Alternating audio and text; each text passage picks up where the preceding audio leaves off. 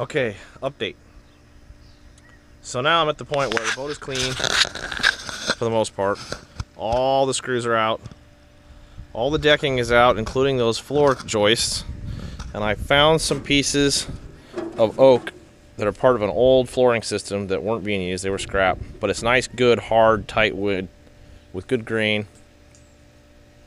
So I ripped them to 3/4 inches wide, and I cut them to 3/4 inches tall. And I'm going to stack one in every other rib all the way down until we get to the end. This is where the bow starts to have the bend in it, so I had to cut this one in 2, and then this one's in 4, and this one's in 3. And they're going to be screwed into these ribs with some stainless steel bolts and nuts. And then that'll be the base that I can screw the floor into this wood. So I can take the screws out, take the floorboard out, or screw it right back in. And once everything is all ready, first we're going to do a dry fit and get it all cut, drill the holes, get the screws set in, and then take it all back apart and seal it all with primer. And these will get Thompson's water seal and make sure that all this wood can be saturated and deal with water for a long time. So I started trying to figure out how am I going to get all of this flooring to hook to the boat. And first I found these pieces, and I had to cut them to width. I had them 3/4 by 3/4, but I had to cut each individual rib to be the width of the boat that I needed at every other rib. And then I took a pencil and started marking how am I going to hold these into the boat frame. So for the longer ones like this, I used 3 bolts. Some of them were 2, some were 1. And I lined them up where I wanted them. I marked them with a pencil. I marked the midline where I wanted it to go. And then I marked where am I going to drill the holes through the ribs. And I couldn't drill the hole perfectly horizontal because I couldn't get the drill to lay that flat. So I marked the positions that I wanted the bolts. And then I used a spring-loaded, sharp, pointy center punch to mark an indentation in each metal rib where I wanted to drill the hole. And that would keep the drill bit from bouncing around. So I was going to use number 8 size stainless steel bolts, and I got the right size drill bit to go with that. Got the wood out of the way. And then I tried to figure out how I could lay the drill down as flat as I could to drill as horizontal of a hole as possible through each rib.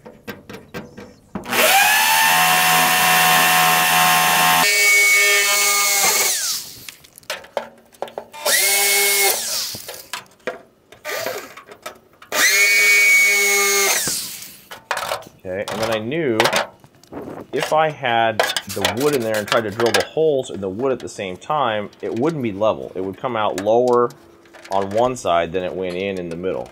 So I used the holes through the metal to mark where it would start, took my center punch and went into the shop and punched those to start in the same place. And then I used my cheap little drill press that I had from Harbor Freight to drill perfectly perpendicular holes through each piece of oak at the same position that the holes were through the ribs in the frame. That way, when I put the bolt through the frame and through the wood, it came out of the middle of the wood instead of up against the frame. And then I got some number 8 1.5-inch long stainless steel bolts and ran them through each hole and make sure they lined up. So this was kind of a slow, meticulous process where I had to go one strut at a time, make sure I had them centered and cut to the right length, make sure I made the marks in the ribs where I wanted them, drill the holes as perpendicular as I could through the metal framework, and then take the oak into the shop and use the drill press to drill perfectly perpendicular holes at each of those positions, one at a time.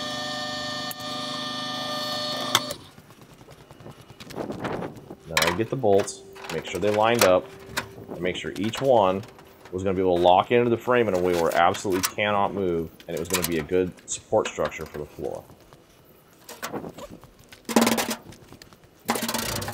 All the way down the length of the boat.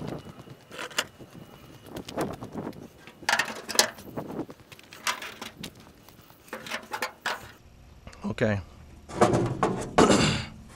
So now we're going to put all these together. All the holes have been drilled and lined up. Now we're actually going to screw them in and get ready to cut the floorboards. Now the weather's going to cooperate. So each one of these was a little bit of a process. I had to make sure that once the holes were drilled, they lined up perfect enough that I could get the bolt through all of the different positions and that wood joist didn't move. It couldn't slide, it couldn't go back and forth, and it had to be locked in there. And there wasn't a lot of tolerance, so some of these you really had to work at the first time, especially getting the bolts in there. But once they were lined up, then that oak was really stable. It was not going anywhere. And one at a time, I had to go through and make sure that all the holes I drilled in the ribs matched up with the holes I drilled in the joist, and then I could get a bolt all the way through there. And so from one end of the boat to the other, I went through and made sure that all the holes were correctly lined up, and then I could get a bolt in each of the holes, both through the metal and through the wood. And some of those, the screwdriver was too long, so I had to have a shorter screwdriver. And then once I got ready to actually start screwing them together, I started putting washers on either side so it would lock it. A washer on the head side, and a washer on the nut side, and doing just a few of those with a screwdriver told me right away that was going to be very slow. So then I got my electric drill out, and put a screw head on there, and I could hold the nut and drive the screw with the electric drill. And that was a much more rapid process to be able to go through and screw those all together. And I wanted to at least make sure that when I got everything tight, nothing was flexed, nothing was bowed, nothing was going to crack, nothing was going to have the hole in the wrong place.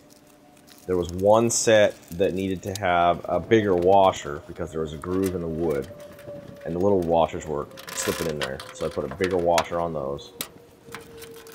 And then all the way up to the front of the boat, where it started to bend a little bit, the idea was to make it so that there was a good anchor point in the wood to screw the floorboards into underneath. And if I took those off, they had to be able to go back on and line back up with the screws so they can't move, they can't end up in a different position. So it was kind of meticulous, but it was worth it in the long run to make sure that the base of the wood struts going onto each of those ribs was going to be stable and solid and something I could screw into in a consistent way.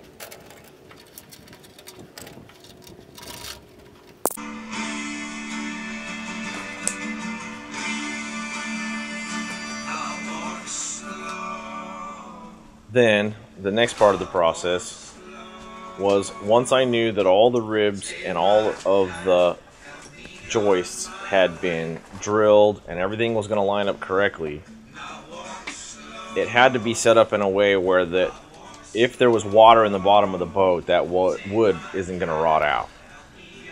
So those oak pieces are the most likely to be wet the longest of all the pieces in the boat. If you get just a little bit of water in the bottom of the boat, it's going to soak into all that wood, and that wood at the bottom is what holds everything together. So I took it all back apart, and I cut some little pieces of simple wire and twisted it through at least one of the holes in each of the wooden joists and hooked them on a bungee cord to one of the things I had in the ceiling in the garage. And that way I could hang them up easily, pull them down, and soak each piece of oak with the Thompson's water seal, and then use that piece of wire to hang it back up on the bungee cord and go to the next one. So one piece at a time, I had to saturate all that oak and make sure it was completely covered in the water seal. And then I wanted to make sure that it could really tolerate being wet a long time, so I did 2 complete coats of that. Once it dried, I went back and did it again. And one piece at a time, completely saturated it and made sure that it was going to be pretty waterproof.